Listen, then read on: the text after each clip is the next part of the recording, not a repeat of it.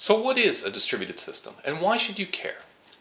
Basically, a distributed system is not a centralized system. So what's a centralized system? A centralized system is one where the state of your system and the program is stored on a single computer. For example, you might be taking notes on this video using Microsoft Word on the computer in front of you. In order to take those notes, Word will store the document in memory and periodically save your state to disk. If your computer breaks, then you're out of luck. You can't take notes anymore and you can't read your notes unless you happen to be lucky enough to have backups and you can restore from backups onto a new computer. With a distributed system, the state of your program and the program itself is divided over more than one computer. So back to the Word example, if instead of saving on your local disk, you stored your document in Dropbox, then if your computer fails, you can just borrow your friend's computer, load the document from Dropbox, and keep on working. Great, you're happy. Your system is fault tolerant because your state is divided over more than a computer. You're taking advantage of all the computers that they have at Dropbox. If one of their computers fails, it probably has your document replicated over more than one computer there as well, and you can keep on going. So centralized systems are simpler. They're easier to understand because you only have to consider what's going on in a single computer. They can be faster for a single user because there are no network round trips involved in running them. But a distributed system, by contrast, can be more reliable. If a computer fails, that doesn't mean you're doomed. You can keep on working for many types of failure.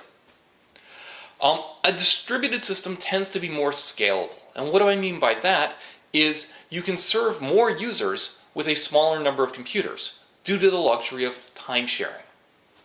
And the downside of distributed systems is they're more complex. Now wait a second, you might be worried because complexity is bad, right? Complexity, it's hard to build a complex system that is actually also more reliable. And I can admit, you're right.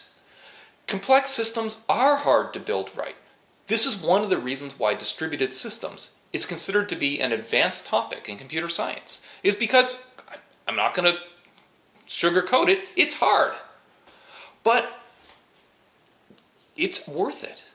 You can solve some really important problems using distributed systems which are not possible to solve using centralized systems. Even though when they fail, it's often the consequences are really bad.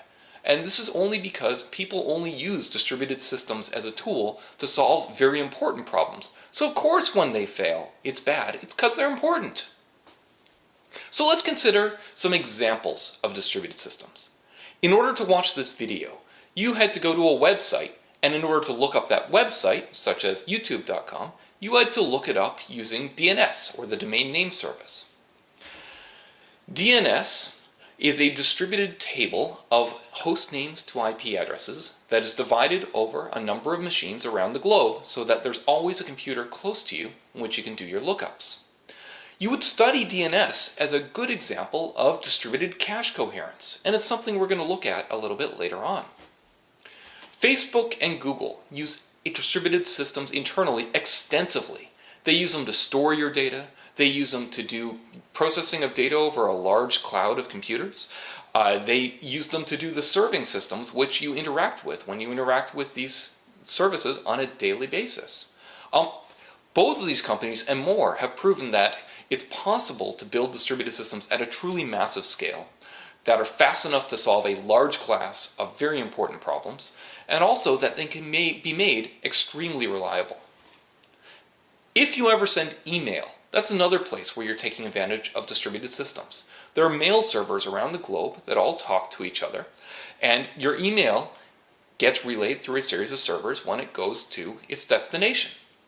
If one of those servers fails, email doesn't stop for everyone, it just stops for the subset of users that are waiting for messages that were going to be relayed through the failed server. And when it comes back up, everything starts working again. Now, you may be getting the impression at this point that distributed systems were developed to solve internet scale problems. And, well, actually, distributed systems as a field wasn't originally developed for the internet. It was developed before the internet. Distributed systems were the problems that we classify as distributed systems problems were originally solved to build the landline-based phone network, which was actually a global, very reliable, fault-tolerant network. And later on, we added more techniques in order to deal with mobile nodes in order to build out the cell phone network. So maybe you could say distributed systems are most useful for networked systems.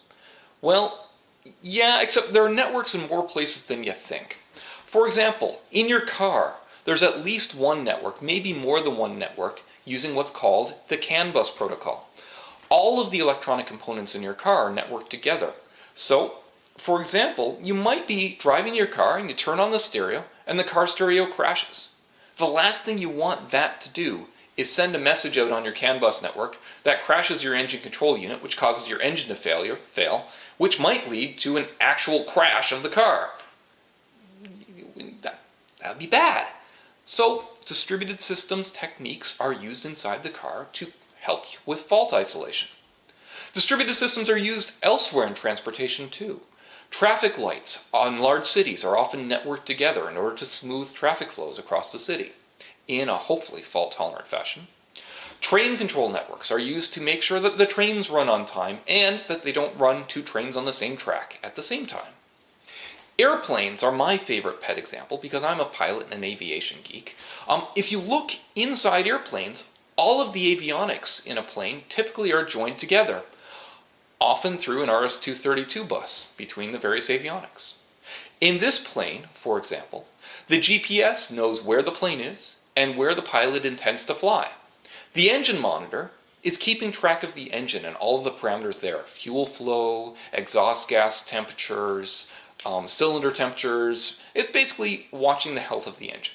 And one of the things the engine monitor has to do is it has to warn the pilot if it thinks you're going to run out of fuel before you reach your destination. How can it do that? Well, it learns from the GPS where the destination is and how long until you get there, and it knows through its own monitoring how much fuel is being consumed right now. It's simple math. But what if the GPS were to fail? The engine monitor can no longer do that job.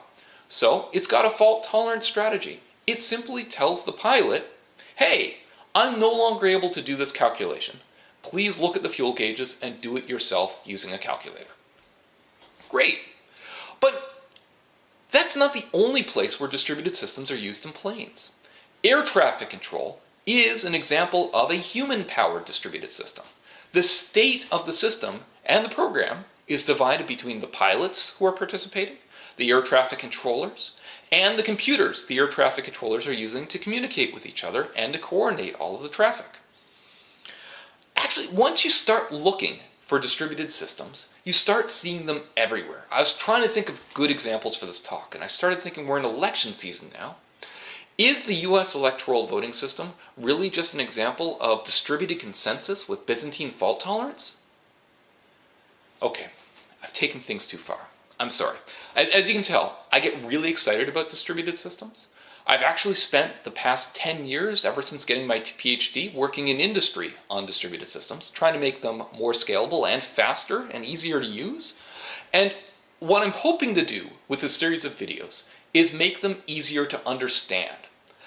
Hopefully, by the end of these videos, you will know how and when you should build your own distributed systems, and also have a better understanding of how they work.